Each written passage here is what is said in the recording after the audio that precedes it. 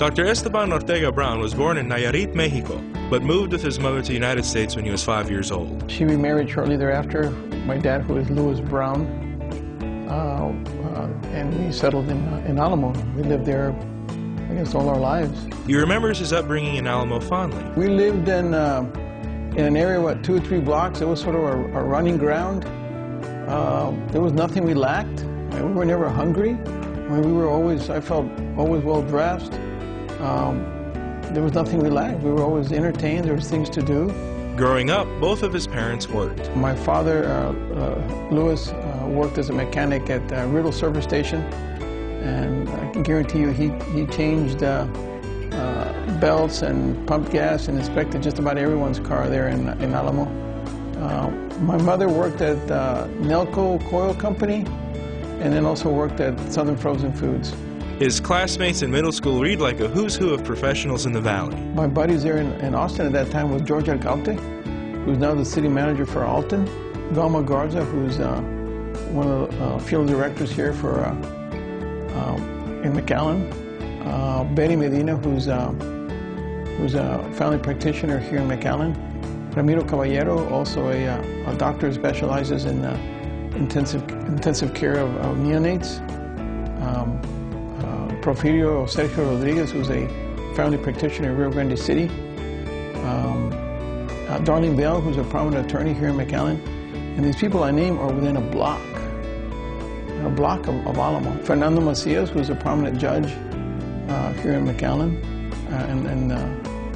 here in Hidalgo. Growing up in an era of racial segregation didn't affect Esteban's outlook on his potential, and by the time he was attending high school, students were integrated. He was inspired to pursue a career in the medical field by his grandfather. He told me once, and I can remember like it was yesterday, he said, if you want to become a doctor, just focus like you're shooting the target with a gun, and you keep on shooting it, and shoot it until you hit it.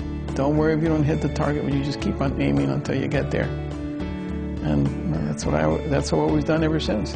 Although his grandfather wasn't formally trained, he acted as a general practitioner to the people around him. My grandfather himself was, in a way, a barefoot country doctor, self-trained. In the little town of Francisco Madero, deep in Mexico, he would help women in labor, from as far as he could and what he could learn from books. He would treat individuals with whatever little medicine there was back then, but he would do it with his heart.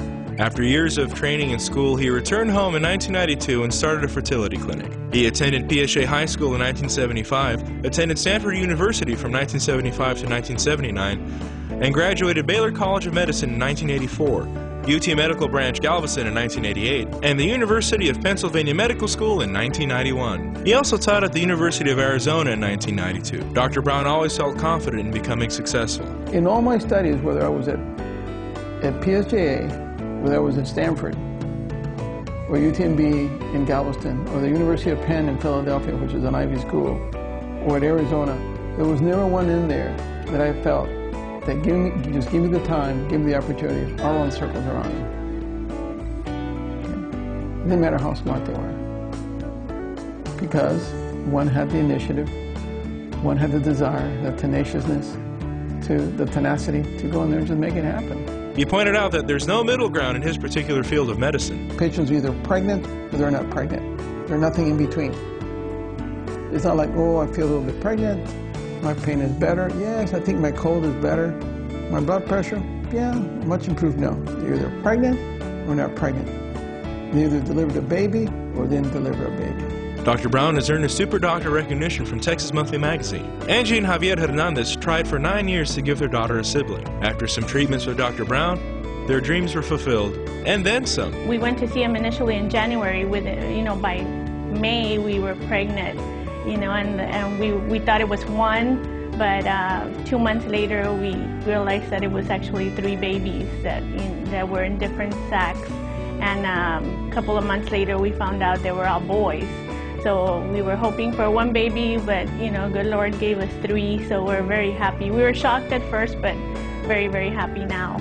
Sometimes Dr. Brown's enthusiasm can't be contained. I do remember when we finally got pregnant that we we got confirmation from the blood work, and he started dancing. So, we thought, because it was he was very happy. He was just as happy as we were. Dr. Brown insists that his formula to success is a simple one. Once you have that, the technique, the information, the knowledge, it's just a matter of having the discipline, being focused. Even though Dr. Brown is immersed in the science, technique, and mechanics of helping women conceive, he is still amazed and mystified by the process. Every time I see these small, tiny embryos under the microscope, 8-cell embryos, 4-cell embryos, or embryos at the blastocyst stage, and then you then place back into uterus with the hope that they get pregnant, and they get pregnant. That just blows me away. I mean, I just never cease to just be amazed that something like that can be done. Dr. Brown also has his office decorated with statues of fertility gods of ancient indigenous civilizations. When I see these relics here from the west coast of Mexico, it seems only appropriate that they should be here. I'm doing the same thing as when someone created this with their clay and created this memory. I'm here witnessing that. I'm doing the same thing.